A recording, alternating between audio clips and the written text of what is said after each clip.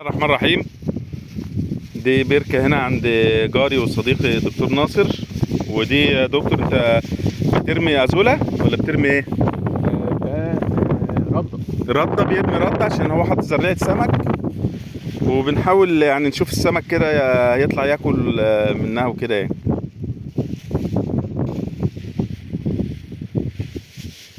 هتلاقيه مش جعان، فطر ابتدى يبقلل اهو. ايوه ابتدى السمك طالع، انا شايف السمك طالع من تحت بيبقلل اهو، بس صغير، سمك صغير مش سمك كبير لسه.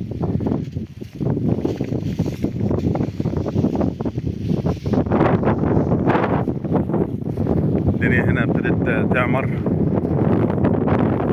الناس كلها ابتدت تيجي بقى عشان خاطر يعني هو في ظرف 3 سنين هتبقى لو احتمال تبقى مدينة كمان، لأن الناس كلها واخدة سماح مساحة 3 سنين وتزرع، فالناس بتيجي بقى مع الأواخر اللي بيحوش عشان يزرع، واللي معاه فلوس زرع في الأول، واللي بيزرع بالتدريج.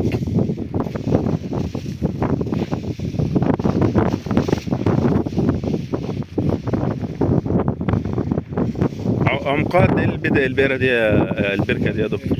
وسط البركه 3.5. عمقها 3.5 متر. ابتدى السمك يطلع، بص من النص هناك اهو، ما شاء الله السمك ابتدى يطلع من النص هناك اهو. وذكي جدا.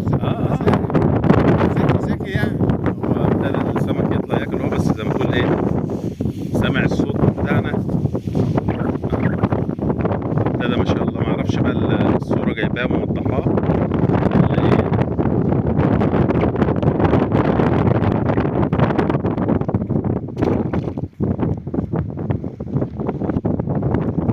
وادي عيش السمك هنا بياكل اي حاجة. سمك البولت ده بياكل عيش، ياكل رطة، ياكل، بنعمل هنا بأزولة، ياكل أزولة. المبروكة بتاعت الحشائش دي ما تنفعش هنا صح؟ سمك مبروكة الحشائش دي ما تنفعش، محتاجة مساحة كبيرة. سمك ما تنفعش في الرمله كده من ده. عشان بتفحر المخموره. مبروكه شديد، عايزه مشمع اقل حاجه ملي ونص.